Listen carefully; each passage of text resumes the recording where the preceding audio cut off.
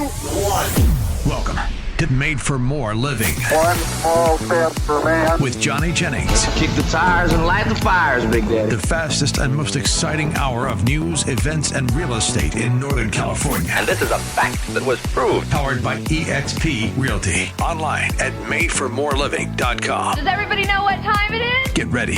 Here we go. Let's take a little travel. Let's do a little time travel. We're going to go back to the year 1977. Star Wars was the #1 movie. Godfather was a hit. A gallon of gas was only 36 cents, and Jimmy Carter was president. And a young man, he was about 5 years old, named Tom Daves, got his real estate license. So on the show today, we have the man, the myth, the legend, Mr. Tom Daves. Thanks for being on the show, Tom. Hey, great to see you. All right, Johnny. How's it going, Matt? Hey, I'm here too. So, do you look fondly back at the year 1977? I really do. What do you remember? What stands out to you in the year 1977? Well, in 1977, if you remember, it was the movie Saturday Night Fever. That's right. Staying Alive. So, of course, John Travolta. Did you dress up like John Travolta? I did. I had my Angel Flights. I had my Famolari shoes. I had the whole kit, and I was driving a brand new Corvette. I had a red Corvette. Wow. And Where'd you get the money to pay for that? Well, I was in the grocery store business. I've always worked. I've always had a job, and I saved up my money, got a Corvette, and got into real estate. Wow, what color was the Corvette? It was red. Wow. Do you have any idea what it cost back then, the Corvette? I think it was probably about, $9,000 or something like that for if that. A brand new Corvette, $9,000. And you took care of that baby, right? Absolutely. Oh my gosh! You walk out of the store. There's a dot on here. What is that? That's incredible. So you got the fancy car and then got into real estate. Got into real estate, and when I first started, I went to every training class that my office had. We'd go into the office meeting, and everybody was drinking their coffee. And I said, man, I don't drink coffee, but I've got to start drinking coffee. So crazy story. I put cream, sugar, and my broker came in and he said, no, real estate agents and brokers, they drink it black. So I drink black coffee ever since. Wow. That's how I got started in black coffee?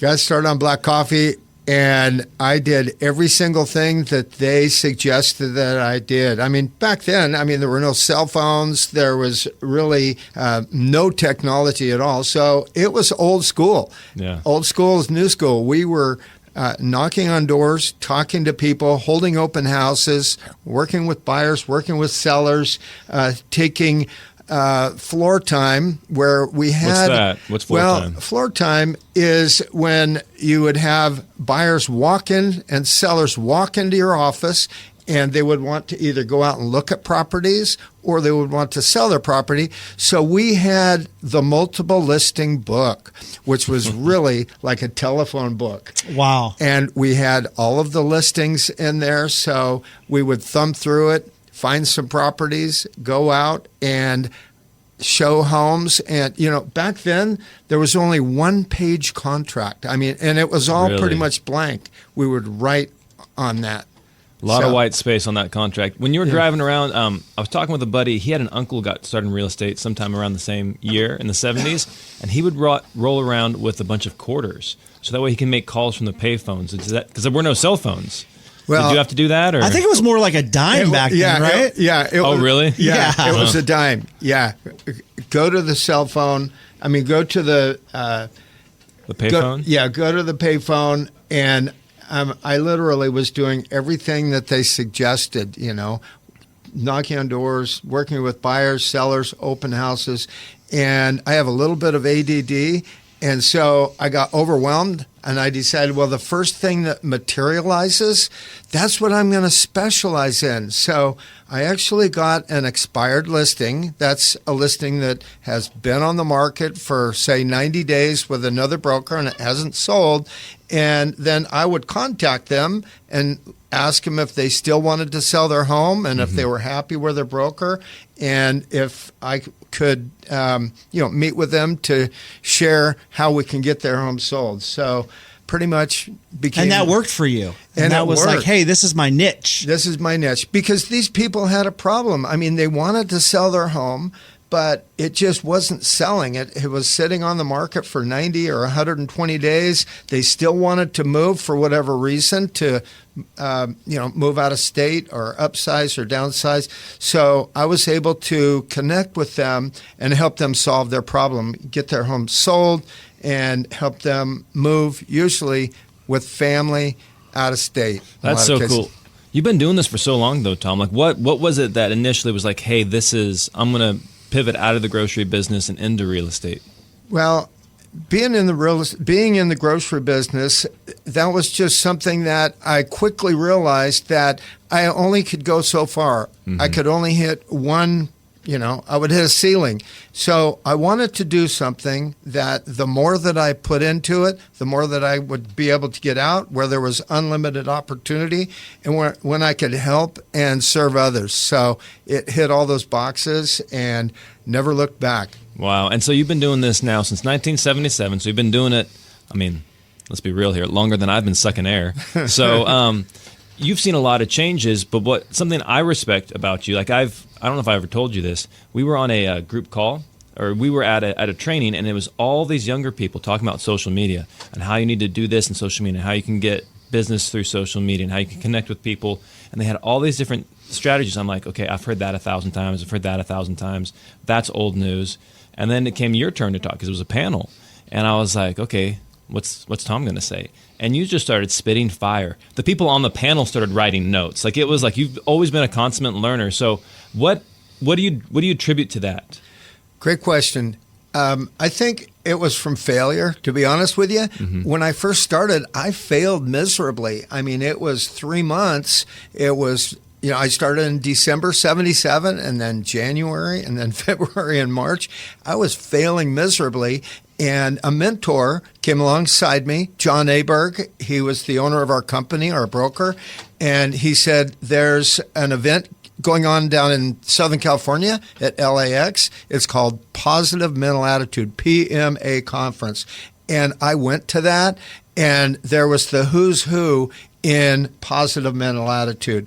I mean, it was Clement Stone. It was Art Linkletter. It was Tommy Hopkins. It was Jim Rohn. And Wow. It just really opened my eyes. And what they shared was really 4 things that just always stuck with me. Number 1 is mindset. We have to have a think big, positive, growth-minded mindset, constantly always learning and growing. And then number 2 was how we spend our time. We have to spend our time extremely disciplined, doing the right things in the right order. It's kind of the Pareto principle. 20% of our activities will give us 80% of the results. And then the third is who we spend our time with. Jim Rohn said you're the sum total of the 5 people you spend most time with, and that's important. And then the last is just take massive focused action. It might always, so many agents and so many people really, they just want to get ready, to aim, and they never really fire. I'm just okay with getting out there and just firing and making things happen. So. Yeah, and sometimes people, they'll fire really hard. Like, they'll have a leg day. They'll burn their legs out, and then they won't go back to the gym for 2 more weeks. But you said consistent focused action. So that means every single day making things happen. Absolutely. And again, we fail forward. I mean, when we fail, we have to learn how we failed and what we did wrong. We have to get back up and just make things happen and correct. It's like the jet that's going from San Francisco to New York. It's actually only on course 10% of the time. It's just correcting. And the same is true with our life, our spiritual life with the Lord. We're all sinners. I'm a believer, and and I fail consistently in sin, and I learn from that, and I know that I have a Savior that loves me, and I know that I'll never be alone. That's so good. I never thought about it in terms of your spiritual life. Because sometimes, that gives you a confidence too, knowing that you always have this foundation that, a lot of times fear and worry, that can immobilize you. But when you have this confidence, you have this foundation, it helps you to take those risks, right? Because even if you fail, it's going to be okay. The battle has already been won. Yeah. Love that. So cool. So cool. And let's talk about this, though. Do you remember your first deal ever, like your first transaction? I do. It was a condo in South Sacramento on La Mancha, and it was $19,950. It was an expired listing. She wanted to sell. I went and met with her and put it on the market, and she was so happy because it sold in 1 week, and we had multiple offers on it, and we actually got $20,000 for it. It got bid up to $20,000 from an extra $500. Oh my gosh. So I'm curious though, what gave you that confidence? Was there something inside of you that said, hey, I can do better than what your previous agent did? Well, I think a lot of it was based on the company that I had. I mean, I really didn't have much confidence myself, to be honest with you. So I had to borrow confidence. I borrowed confidence from the company that I was with and from my broker. And life is like that. A lot of times we have to borrow confidence. Same way with faith. I heard it this last week in church that, sometimes if we don't have faith, we have to borrow faith. And we also have to be faithful for others so they can borrow and lean on our faith. Oh, that's cool. That's strong. That's strong stuff right there. So you sold the first one. Because I've heard this from many top producers. They struggle for 1 month, 2 months, 6 months, 9 months.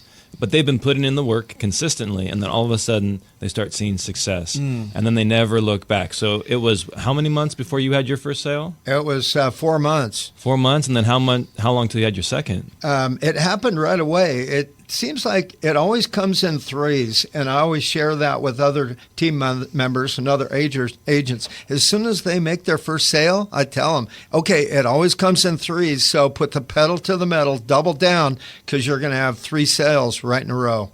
3 sales. So you had 3 sales right in a row, and you never looked back. Never looked back. Awesome. Yep. Well, hey, when we come back after the break, we're going to be talking about what real estate looked like in 1977 and how it's progressed through the decades. Kind of give some context on what today's real estate landscape looks like. Back after this. Mike, you ever do laundry and you reach into one of your pants pockets and you find $1 or maybe a $5 or even a $20? Isn't that exciting? It is. It's awesome when it happens. Well, what if you found $11,000 in your pocket? Listen to this. Brad and Missy, they wanted to sell their home, and they heard about Johnny Jennings and the Tom Daves real estate team on the radio, so they reached out to them. Guess what? Johnny and his team were able to sell their home in the first weekend, the very first weekend, and for more than even what they listed it for. But here's the great part. Johnny Jennings was able to get them $11,000 in seller credit. That's like free found money, and they were so pumped about that. Yeah, so if you want Johnny Jennings and the Tom Daves real estate team to help sell your home, all you got to do is reach out at 855-TOM-DAVES, or you can go online to tomdaves.com. That's Tom, DAVES.com. You can put in your address, and you can even get an idea of what kind of offers you can get on your house, the high end, the low end, or if you just want to be done, you just want a cash offer so you can move on, they can take care of that there as well. So reach out to Johnny Jennings and the Tom Daves real estate team to find out how easy it is to sell your home. License number 581-837. This is Made for More Living with Johnny Jennings, powered by eXp Realty. Online at madeformoreliving.com. So we are back with Tom Daves, and we're taking a trip through history. And he was sharing with us a little bit about his first deal, how he got started in real estate, and honestly, a lot about how his faith has supported him through a career that spanned multiple decades. But Tom, so what was real estate like in the 1970s? You said there was a book. You said you would drive around, no cell phones. Anything else that stands out to you? What were interest rates? Well, interest rates, they eventually worked their way up into the 18% in the 80s. Okay. And we had to be extremely creative. We had to find a way to still solve problems. And I always believe that money exchanges hands when problems get solved. Buyers had problems. They wanted to buy a house. Interest rates were 18%. What did we do? We found assumable loans. Back then, you could just go in and assume someone's loan and just start making payments and take over those payments and start sending the checks to the bank and give the seller, a few $1,000s to transfer title, and you were done. So there were a lot of great ways that we could help buyers. There were ways that we could help sellers still reach their goal, buy and sell. But it was definitely fun and it was interesting. It was different. My parents talk about, I think the first home they bought, they had to use seller financing. Yeah. Because the sellers were willing to take a lower interest rate. So the sellers were becoming the bank in the 80s. Seller financing was prevalent. We had the AITD. That's what's that? All-inclusive deed of trust, where it was basically a wraparound where the seller would carry the entire amount of financing and take over the underlying note. So we had also, there was second carryback, there was a third carryback. Oh, wow. A lot of secondary lenders that would fund the cash. And unfortunately, there was also some people that were taking advantage. We've always had people that have tried to take advantage of buyers and sellers. So that's where we as professionals really needed to step in and make sure that they weren't taken advantage of and that there were no, weren't involved with any risk. So Yeah. it was definitely the wild, wild west. That is part of the problem. When people get creative, sometimes people get taken advantage of, right? Because you're like, oh, this is a great idea. Nobody's done it before. We can do this. And then it's like, oh, my gosh, you just totally got scammed. But so you got started in the 70s. You're selling through the 80s. By the end of the 80s, roughly how many people were you helping a year? So I was serving on average about 10 to 12 families per month.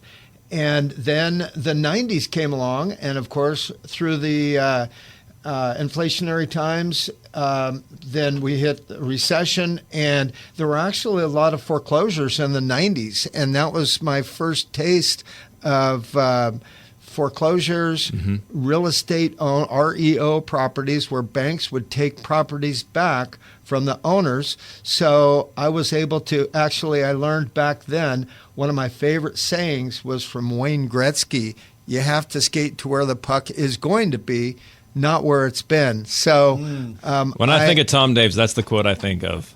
Like we need to get a tattoo. Yeah, that's right. And a lot of people get it wrong. They say you have to skate to where the puck is, but no, you have to skate to where the puck is going to be. And so during that time, I was single, and I used that quote in a lot of cases, dating. So okay, you got to skate to where the puck's going to be. Wow. That's a whole nother story. So I got involved with the banks back in the 90s, and I would just get in the plane and I would just fly, to Dallas, to Denver, to Atlanta, wherever. I would drive down to San Francisco Bay Area to meet with the who's of the banks to really help them get their properties sold, and it was fun. So the 90s kind of laid the groundwork for what was later to come in the 2000s. It did. Yep. So then in the 2000s, of course, everyone remembers, man, the economy was flourishing. Values were just jumping. And I got involved with flips, buying and selling properties and putting them back on the market and doing flips. I did hundreds of flips from 2000 to about 2008. And probably, I get back to my fail forward. I probably got a little bit too greedy and had too many of them going and just thought, man, the market's going to continue to just go crazy. Back then, I mean, you could not make any mistakes. The market corrected for any mistake that I could ever make. It made me look really, really smart. But then, unfortunately, when the market tanked in 07, 08, I had 36 personal flips in my portfolio that, basically I had to do something with. I was selling them and renting them and giving them away. I actually lost, almost $1 million. So it was definitely really, really humbling, and it was a great learning experience for me. Well, what was your biggest takeaway after seeing massive success and then boom, this unforeseen instance? Never happened before in real estate. Never happened before. I think the verse pride goeth before a fall. I just got a little too prideful. It's just like, man, things are doing great. I'm doing great, and probably could have been a little bit wiser with, with the commissions I was making. I was, buying big houses and cars and boats and all that stuff. And then all of a sudden when it tanked, getting back to that anxiety that I've been troubled with through the times. I was like, what am I going to do? What can I do? So I knew that the banks were going to start taking these properties back. So that was when I jumped back into the REOs, and I just got on the phones. And stuff happens when you pick up the phone and you just start talking to people. There's so many people and agents, they just get in paralysis of analysis, and they won't do anything. They'll just kind of hunker down. You need to just pick up the phone and start talking to people, and things will happen. So I called the banks. I got on the plane again, went to Dallas, Denver, Atlanta, LA, and I reconnected with the banks. And I'll never forget. I went to Freddie Mac in Dallas, and I would just call them up and say, I'm going to be in Dallas next week. Could I stop in and connect with you? And they say, well, yeah, if you're going to be in town. I'm like, well, yeah, I am now. So I would fly there. I met with Fannie Mae and Freddie Mac, but I met with Freddie, and they said, well, your timing is perfect. We're looking for a REO broker in Sacramento.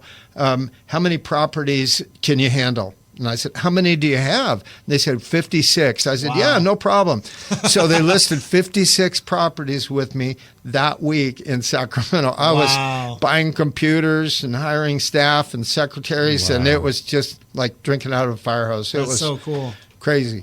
But there's some key takeaways that I get out of that story. One of them being, one, you picked up the phone. Two, you showed up. And then three, like, you actually made it happen. Like, many people, you're right, would start with, hey, this would be a great idea if, but they wouldn't get on, they wouldn't. Mm-hmm. I was literally talking to a guy on this Sunday. We were at a networking mixer, and he was like, hey, I'm thinking about buying property in Oklahoma. I can buy 10 houses for what I can buy one out here. So I'm just going to buy 10, and I'm going to figure it out. And my suggestion to him was, well, have you ever, like, flipped a home like long distance in Oklahoma before? Like, do you have contractors? Do you know anybody over there? He's like, no, I'll just figure it out. And I said, well, how about you do it once, see if you like it, and then try doing 2 homes at the same time. He's like, no, I'm not going to do it. I'm not going to do it. That plane tickets are expensive. Why would I buy one house? That just doesn't make sense for the plane ticket. I'm like, bro, like a plane ticket is a couple $100. You're buying a house for $50,000, $60,000, $70,000. You're talking about hundreds of thousands of dollars. He wasn't willing to invest a couple $100 to flip one house, whereas somebody like you, Tom, gets on a plane and then shows up, and there's no pot of gold at the end of that rainbow, right? There's no guarantees. Well, one thing I always appreciate about you, Johnny, is you're constantly going to events, putting on events, and going to networking events, because you want to learn, you want to grow, you want to connect with others.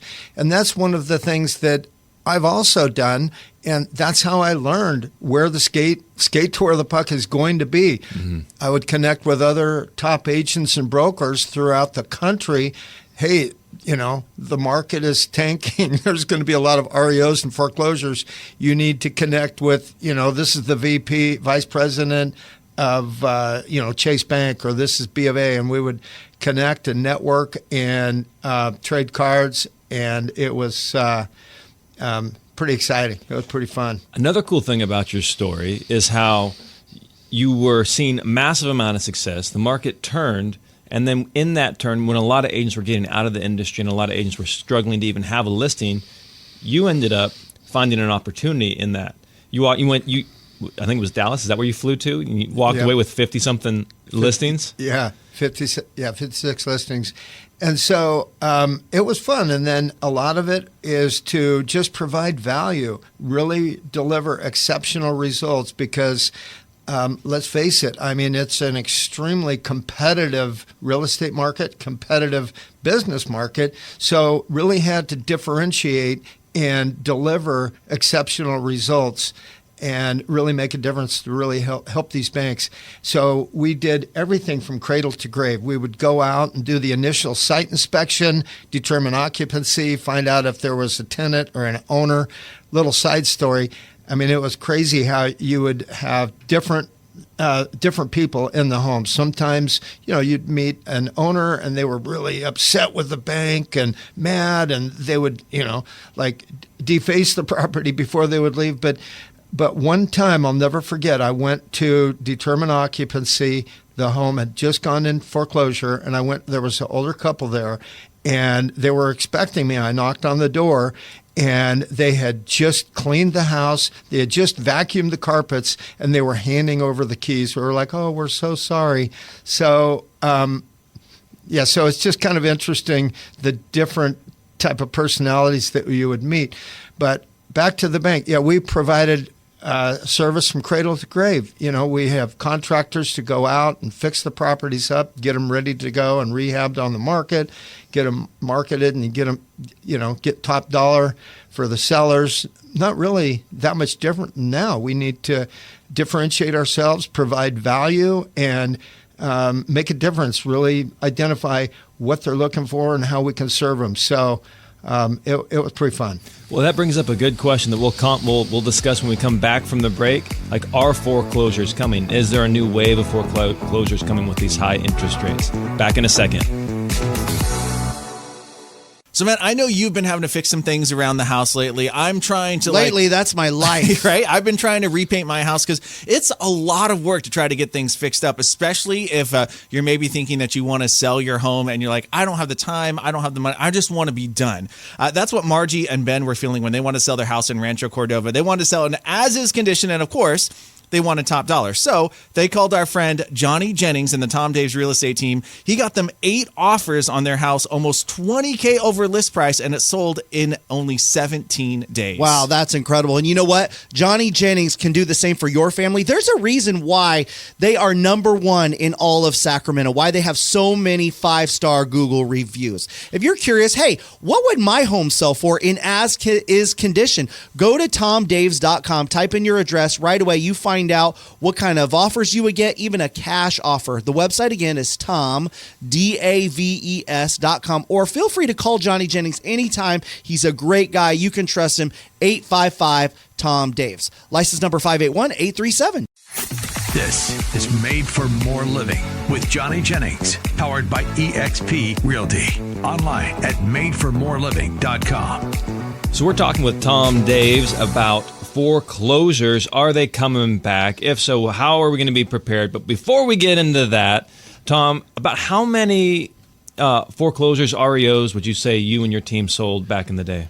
Well, we were selling over 500 REOs per year consistently for 5 years. So it was over 2,500 homes. Wow. It was like drinking out of a fire hose. It was crazy.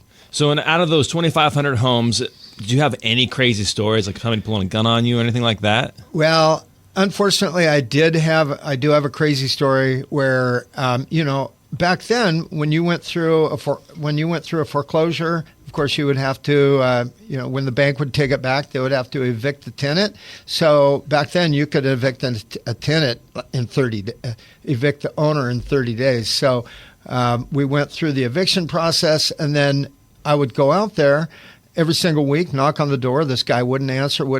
And then once we completed the court process with the eviction, I went over there. I had my locksmith and had the sheriff and knock on the door. He didn't answer.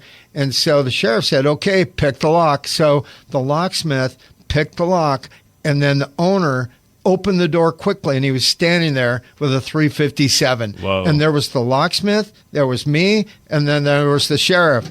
And I quickly retreated around the corner, and the sheriff stood there with the gun, and he slammed the door closed. And but it took probably about 12 hours to get him out. They brought in the SWAT team, the police, the fire department. There were helicopters. I mean, it was crazy, but they finally got him out, and we were able to get the property, get it secured, get it fixed up and get it sold to a new buyer with full disclosure. So it was definitely. Oh, gosh. Have there been smoke bombs in the house? Yes. Yes, there has. Wow, that's crazy. So did you ever have any other guns pulled on you? Because I've had some situations, but I haven't sold nearly as many homes as you have. No, that's the only gun I've ever had pulled on me. How about you? Oh gosh. So there was one time where it was a miscommunication. I don't know. I can't remember now. Miscommunication. Yeah, well, that's what it all comes down to, right? It's a simple. There was just a miscommunication. Yeah. So the wife didn't tell the owner or her husband that I was coming by, and so I knock on the door. And this guy, he answers like, "Can I help you?" I was like, "Yeah, my name's Johnny. I'm here to meet with you about going over options to sell your home." And he's got his hand the whole time behind his back, like looks like it's in his pocket. And I'm like, "Oh, I'm your wife told me Mary told me to come by." And he's like, "Mm-hmm." And so he's like, "Just stand right there." And he slowly backed up, and he like kept 15 feet. And then once we warmed up, he's like, yeah, okay, you're cool. And then he had a freaking like 9mm in his back pocket, like in his hip. It's a hip holster. Yeah. And I was like, oh my gosh. People, they will do crazy things, and especially with something involving your home. I mean, your home is sacred. It's emotional. And back then when you would lose your home, actually another story had an owner. I just took this property. We just listed it. And got the owner out of it, went back, and he torched the house. He burned that house down. Yeah. Wow. I went to the sales meeting that Friday and told everybody about my new listing, and unfortunately it caught on fire. It got burned down, and one of the wisecracks in the office said, "Oh, that was the hottest listing in town." Hottest listing in town. You saw that one coming. Vacant listing, vacant lot. Yeah. So let's talk about foreclosures, because you've gone through this in the 90s. You saw it in the 2000s. What do you foresee with these high interest rates? Well, one thing I was going to mention is there's always an opportunity. No matter what the market is doing, there's always an opportunity for owners, buyers, sellers, and for real estate agents. And I'll never forget when the market started to correct in 2012, I got a contact from Blackstone Private Equity, and they called me, and it's the biggest private equity in the world, and they wanted to start buying properties. They wanted to, but at the time, unfortunately, they didn't really fully disclose or say that they were Blackstone. And when you're handling a lot of foreclosure properties, you get investor calls all day long. Hey, I want to buy properties. Hey, I want to buy, can you find me a deal? Can you find me a deal? And so I got this call, and they said, we're looking to buy a lot of investment properties, a lot of REO foreclosure properties. Can we meet with you? And I said, no, I'm good, thanks. And the guy said, you know what? We're Blackstone Private Equity. We're going to be at the Hyatt tomorrow. And if you want to meet with us, we're going to be there at 1 o'clock. I was like, oh, okay. So I met with them. And the next week, they actually flew me to New York to meet with the senior management at Blackstone Private Equity. I mean, I met with the CEO, CFO, Jonathan Gray, all of that. Wow. And then back to opportunity, they realized that there was a huge opportunity, and especially in the Sacramento market, and they started buying a lot of properties. They bought them, and then they held them, and in fact, they still have them. So lots of opportunity, whether it's an up market or a down market. Back to your question, I don't believe that there will be very many REO foreclosure properties. There will be a few. There's always people that aren't making their payments, and there's always banks that are taking them back. But if you think about it right now, I mean, we have had such a huge upside appreciation over the last 6, 8, 10 years. Everyone, literally everyone, has equity now. So they're not willing to let go of their home if they have equity. So there's not that many foreclosures, and I don't really see that many coming down the pipeline, but there will be opportunity. There will be opportunity, yeah. So something I'm actually starting to hear more and more from lenders is they're starting to do a lot of cash out refis, because people are with inflation and just the current state of the economy right now, they're trying to maintain a lifestyle that maybe they can't support otherwise, and so they are tapping into like pulling out cash, so that way they can pay down their credit card bills. I was at one appointment in Rockland, and it was this couple, and they're I think one's from the U.S., one's from not from the U.S., and they moved here, and they both have tons of student debt, over $600,000 in student loan debt, and they were saying that, hey, based off their income, because now the student loans are going to have to start being repaid back, that their income is going to, like, they're going to have to make $8,000 a month payments on that student loan debt. And so now they're selling their home and trying to figure stuff out. So you're right, there is always opportunities. But yeah, man, if you're looking to have some financial advice, reach out to us. We got some great financial advisors that can help you. You don't need to, risk your future, your children's future, or your security based off of, fear. And there's a lot of options for buyers out there right now. A lot of lenders have additional programs to really help buyers. Yes, interest rates are higher, but there's a lot of options. Lenders have available funding and financing to really help buyers get into a home, because it's still the American dream.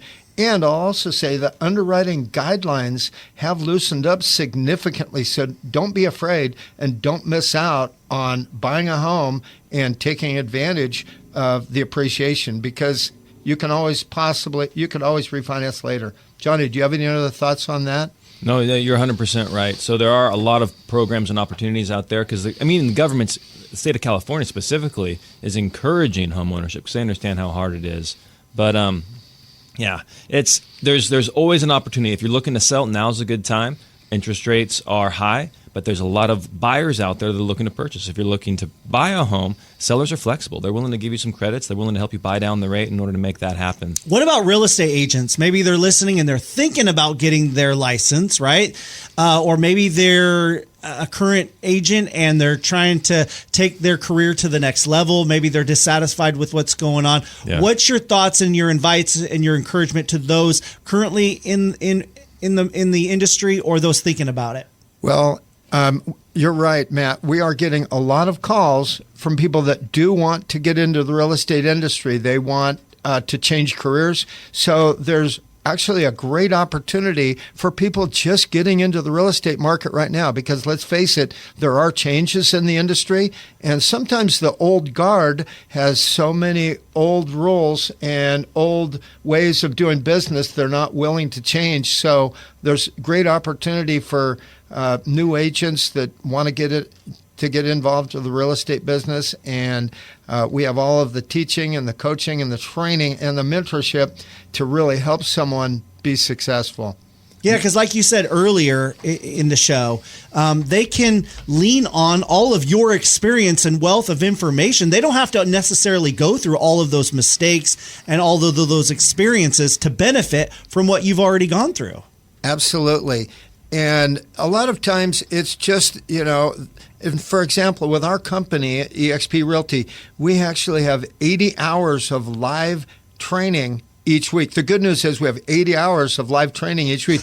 But also the bad news is we have 80 hours of live training. And a lot of the agents, they want to spend all their time in training. Yep. And so what we do is we encapsulate all of the training that they need to do in a quick 1-week boot camp, so they can immediately start working with buyers, start working with sellers, and start, closing some deals and earning some money and having some fun. Yep, having fun. Yeah, actually, that's what we're going to talk about when we come back, is the difference between agents who succeed in the industry and agents who are not succeeding in the industry right now, and some tips and tricks on how to be the latter. Back in a second. Okay, Matt, so we all know that I am a planner. I love plans, just like I love spreadsheets. They're just amazing. Right. But I've also learned... You have a master's degree in Excel, oh my right? Gosh, yes, I do love it. But this is the thing that I've also had to learn is, like, I can make the best plan in the world, but rarely do things go according to plan. That's right. Unless, of course, you use our friend Johnny Jennings to help sell your home, which is what Dave and Melissa did, because they were retiring, moving out of state, and they needed the most that they could get from their home because that was part of their retirement plan. And Johnny Jennings was able to sell their home for $40,000 over list price in less than a week. Hey, that's what happens when you work with our good friend Johnny Jennings and the Tom Daves real estate team. If you're curious what your home would sell for, go to tomdaves.com, type in your address. Right away, you find out what kind of offers you would get, and listen to this, how much you would get if you wanted a cash offer, no matter what kind of condition your home is in. The website again is tomdaves.com, or give Johnny Jennings a call anytime at 855-TOM-DAVES. License number 581837. This is Made for More Living with Johnny Jennings, powered by eXp Realty. Online at madeformoreliving.com. So we're in the radio studio today with Tom Daves, and something I really respect about Tom Daves is his level of action that he takes and that he does it consistently. One of the most striking examples of this is you doing 75 hard, not once, not twice, not 3 times, but 6 times. It's just absolutely phenomenal. And for those of us who don't know, you mind sharing, Tom, really briefly what 75 hard is? 75-day hard. Well, I was going through a time in my life when I was actually, overweight. I was depressed. I was bummed out, and I just didn't really feel that good about myself at all. And I heard about this guy, Andy Frisella, that had something called the 75-day hard. So for 75 days, you have to do 5 things. Number 1 is pick a diet and stick to it. Obviously, no alcohol, and has to be a good, clean, healthy diet. Number 2 is to work out twice a day, once in the morning for 45 minutes, once in the evening for 45 minutes. One of those workouts has to be outside, rain or shine, right? Number 3 is drink a gallon of water every single day. That's not straight, not get a big old gallon and just chug it, but throughout the day. Throughout the day. And don't do it late at night just before you go to bed for you guys. And then number 4 is read 10 pages in a book. And then the last one is to take a photo of yourself every single day. But I think one of the most difficult things with the 75-day hard is you have to do this consistently every single day, all 5 items, or you start all over. So it's really kind of a mindset, and you just have to have the mindset that you're going to do it, and it really helps build confidence. So that would be my question. What's your why? Why would you go through all of that? Basically like Marine boot camp. Why would you do that for 75 days straight 6 times? Well, it was a complete 180. From the first time that I started that, when I was down and bummed out and overwhelmed, wasn't feeling that good about myself, to the very end, it really, really gave me joy. It gave me happiness. I felt good about myself. I had completed something. We had an accountability group of guys that I lost weight. I lost like 30 pounds. Whoa. And I just had... I felt really good about myself and a lot of momentum, and it changed my life. I had so much energy. It's crazy. And you already are like the Energizer Bunny. I can't imagine you with more energy. So out of those guys in that accountability group, how many of them finished the 75 hard? So about half of them finished it. Okay. Cool. Yeah, it's tough. Yeah, it's Was tough. there any of those that you did you ever have to restart? I never did have to restart. Wow. I set it and forget it and just did it every single day. I'm not going to lie. There's an app that you can get and you can use that a couple of days send me some reminders. I was getting ready to go to bed and I had to finish my app. Oh, I didn't read my 10 pages. So that's helpful. That was definitely a help. But it's really hard. Like for those of you who have never heard about this or never done it before, I personally have never even wanted to take on the challenge because it's a time commitment. Time is the big thing. For 75 days, like I've just lost friends. I'm like, okay, I'll see you in 75 days. I know you have your morning, your afternoon, and you got everything in between. So, but that's kind of what it takes in real estate. A mutual friend of ours, Brent Gove, has a quote that he likes to say: "Real estate's really hard if you go at it easy, but it's really easy if you go at it hard." And so, if you're a part-time agent and you're this is more of a hobby for you, you're going to really struggle in real estate. But if you are diving in, like burn the boats mentality, there is no plan B, that's where we tend to find agents have more success. Tom, what are some success traits you see in Can you, agents. before we go to that, can you dive in deeper of why that is? Why is it hard when you go at it easy, and why is it easy when you go at it hard? Probably the best analogy would probably be a carousel. So think about spinning a carousel, every couple minutes, and it's hard to get that thing rolling. It's hard to get that flywheel spinning. But once it's going, you just can tap it, and it'll keep going and going and going and going and going. That makes perfect sense. I like that. It's basically you've generated momentum at that point. So the key is we are looking for people that are hungry, humble, coachable, and smart. They're hungry. They definitely have the desire to succeed, so they're hungry. They're humble. They don't know it all. They're going to listen to you, so they're coachable, and then also so they're smart. But it's crazy because, Johnny, you and I were talking about this.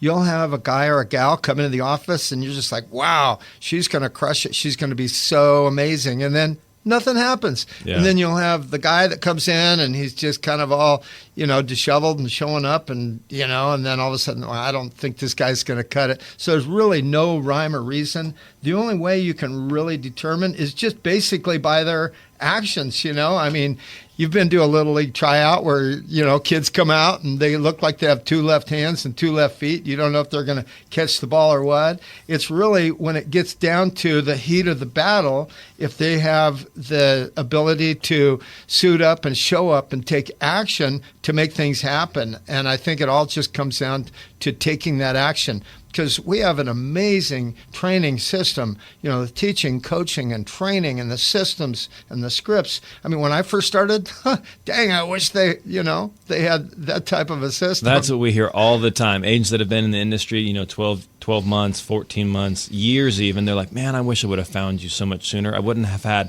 so much credit card debt. I wouldn't have struggled for so long because it's just a plug and play system that we really have. Can I ask a question coming from an outsider who's not in the industry? Sure. What is the future of real estate? Because we see and hear a lot of different competition when it comes to technology. Is there a future when it comes to real estate agents? Sure, yeah. So here's the thing. Are you familiar with the term the last mile? Sure. So the last mile, for those of you who haven't heard of it, it's the last mile. It's a logistical term. It's how it's typically used. And it's easier to get something from manufactured in China and to a shipping warehouse, like all the way across the globe in the United States. It's easier to do that, to make the product, to ship it and get it to the U.S., than it is to get it from the shipping warehouse to the person's door. That last mile is where the real estate agent comes in. And so a story that I've told before is I was on a listing appointment, and I show up. It's out in the middle of nowhere, and the husband's like, "Hey, let's hop in the car, and I'm going to tour you around this property." It was a piece of rural property. We get in. He's drinking his Michelob Ultra. He's drinking his Michelob Ultra, and we're going around, and we almost end up rolling the Jeep. And that's not something that technology, that AI can replace. Me driving out, meeting with him, touring the property in person, having conversations with them and strategizing with them in person, those are things that you can't, that the technology is not there just yet. So you're saying in the foreseeable future and even into the distant future, that's still going to be a need. People are still going to want that personal touch, and they won't be satisfied with any type of AI setup or service. Absolutely. Real estate, to buy a home or to sell a home, it's an extremely complex, emotional, and complicated scenario. And it really takes an expert to really take the time to identify the buyer or the sellers, find out their needs, and then really help those needs so they can reach their goal.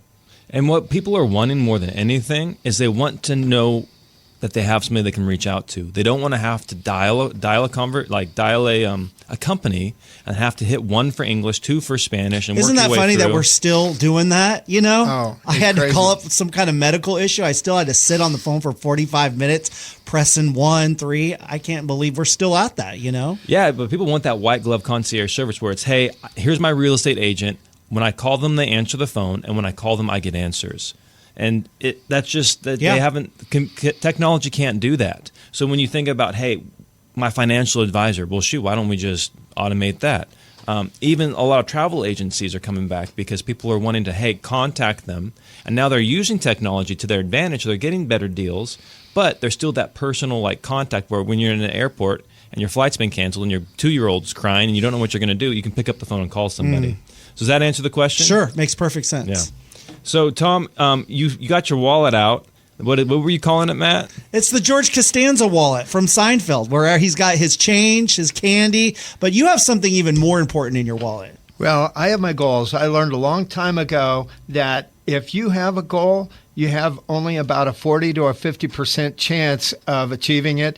If you write that goal down, it doubles. But if you write it down and have someone that is an accountability partner, it increases it to a 90 to a 95% chance. Wow. So you've written it down in pen on a 3x5 card and folded it, and you have it in your wallet. I have it in my wallet. I have it all over. I have it in the office. I have it at home. How often do you update it? I update it once a month. Okay. So today's May 1st. It's time to update it. So, and it just basically starts with the high level, serve God, health, family, friends, fun, and my business. And I have, goals like my health goal, be 185 pounds by June 3rd, and enjoy, by biking, golfing, skiing, hanging out with family, and, going to our cabin, Tahoe, Hawaii. And then I have some monetary and some income goals and some financial goals, but it really helps me, and I have a great accountability partner. We have a daily text every single morning, just different activities that we're going to complete each day. And it really helps. It makes a difference. One thing that I added is by the end of each day to write down my major accomplishment for the day. That's and strong. I've done that for a month now, and just to look back over April, because what's that saying that you achieve far less than what you think you will in 2 years, but for more than, help me out with that. Yeah, then far more than what you'll accomplish in like 10 or something. 10 like years, that. yeah. So by looking back every month at the accomplishments that I've achieved each day and each month, it's kind of cool, because a lot of times you think, man, I'm just spinning my wheels, but it's pretty exciting. Yeah. It's fun. Well, you're an inspiration, Tom. Yeah. You've done great. A lot of wealth of information to get from you, buddy. So thank you so much for coming on this show. Team, if you want to reach out to Tom, just go to madeformoreliving.com. We'll get you connected with him. If you are looking to buy or sell, or if you're an agent looking to get in the industry, we're happy to make that introduction and get your career launched. See you next week. Hey, don't leave today without getting an offer on your home, no matter what kind of condition it's in, no matter what kind of repairs it needs. Go to made4living.com. Find out what kind of offers you would get, the low and high end, or how much you would get if you wanted a cash offer today. Again, the website is made4living.com.